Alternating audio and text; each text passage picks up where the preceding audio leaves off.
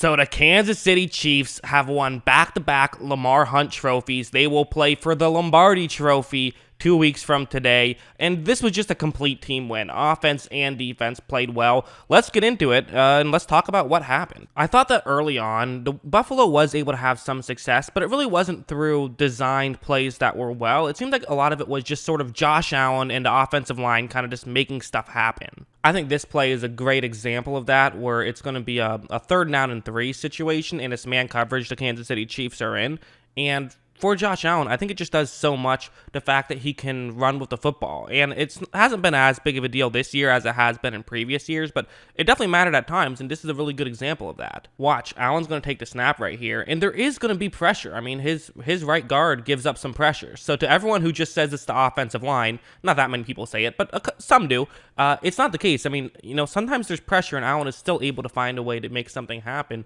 and this is a great example of that. Watch how he gets around the pressure. He's going to then be able to run forward and not just pick up the 1st down, but pick up a good amount more. And, it's crazy if you can get an explosive play on a 3rd down and 3, really that on a play that wasn't supposed to work. I mean, Allen looked upfield, and there was nothing really that open. Maybe he had Cole Beasley for a second, but that's really just a great play from Allen. And that's what he can do. This one's another good example. It's going to be man coverage. It's a cover 1 man play. So same idea. This is a good amount of what Kansas City did. They actually surprised me where they didn't run cover 2 as much as I thought they would. I thought they'd run it a lot more. But anyways, it's sort of the same idea where Kansas City is going to play coverage very well. Watch, I'll let it play out, and you're going to see no one's really that open. You can look at any of the 5 receivers. There's not much going on.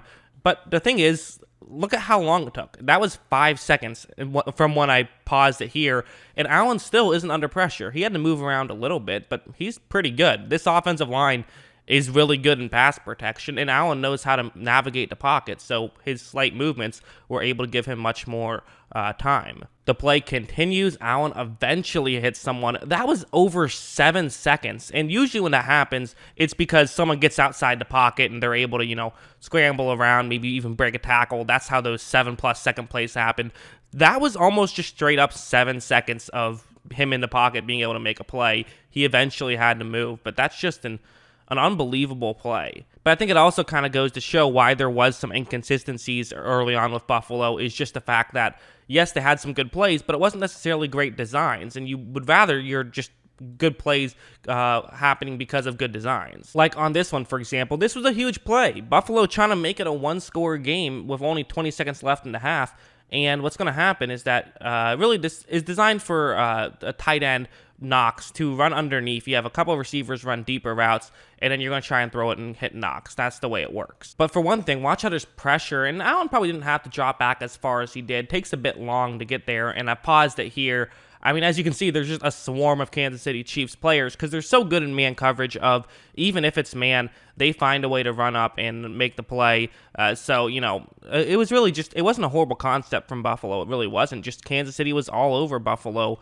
and it made things difficult. Like, Kansas City's having success in man coverage, so Buffalo dials up a play designed to beat man coverage, and Kansas City stops that. I mean, as you see, it's a good tackle. It wasn't a horrible decision from Allen. Make that throw anyways. Hope it works out. It just didn't work out. And on the flip side, Mahomes was, Mahomes. I mean, there was just so much great early on. It was just incredible. This one, I think, is my favorite play I've seen maybe all year. This one was fantastic. So this is going to be a cover 3 zone concept, and Travis Kelce is running and trying to get into a gap in coverage. So this is something Kansas City does all the time. Kelce is one of the best at sort of getting into a gap in coverage, and, it's not a difficult throw for Mahomes to make. He can make this, so that's what they're trying to do here. However, once this ball is snapped, you notice that Buffalo is actually doing a great job on this play. For one thing, there was a blitz that was not picked up by Kansas City, which is not great, so Matt Milano is now currently trying to tackle Mahomes, whereas Kelce, who is Mahomes' first read on this,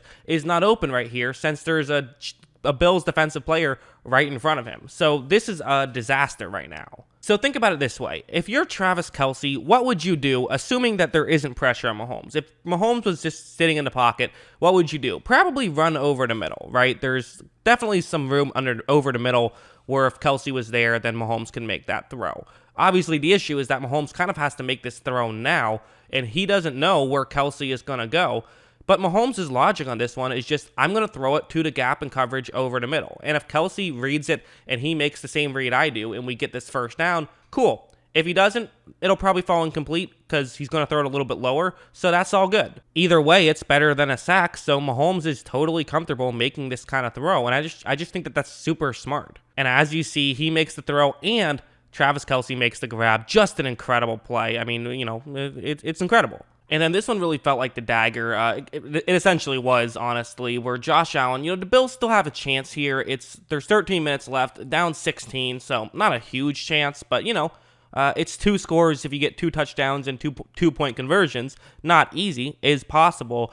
And what's happening here on this play is that it's a cover 1 play, but keep in mind, Kansas City safeties play very aggressive. So it is a cover 1. It's a cover 1 robber.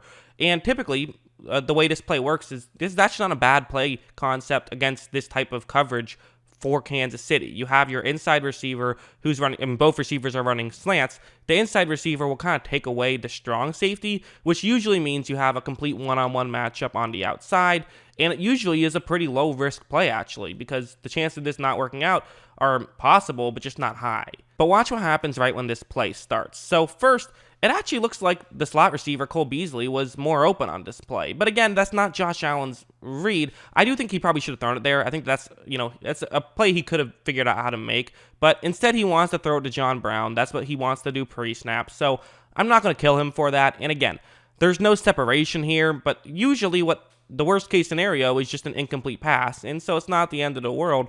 And Allen, listen, he can make good throws. He feels like he can, you know, despite the lack of separation, he can make the grab. John Brown can make the occasional contested catch. So it's not an awful decision. But Rashad Fenton, who that's what the cornerback who is covering Cole Beasley is, he's keeping his eyes upfield now. He's looking towards Josh Allen, which is on one hand kind of crazy to do when, you know, you're getting beat by Cole Beasley, but I think he kind of just trusted his safeties over the middle who do play aggressive. And you notice, I mean, the deep safeties coming in, Tyrann Mathieu, who is the strong safety, he's still in a position where he could at least make a tackle. So it would have been a completion. It wouldn't have gone for, you know, more than like 7 yards, but still. And watch how this pass gets broken up, but Fenton, just great awareness to look up. He sees the ball, and it ends up going right towards him, and he's able to get the interception. So, you know, good defense initially, but also just a great awareness play from Fenton. It was Bashaud Breeland who, I mean, the Kansas City Chiefs really are glad that he was able to play in this game. Really, the secondary as a whole was what did it. Breeland was the guy who had that initial pass breakup, and that's kind of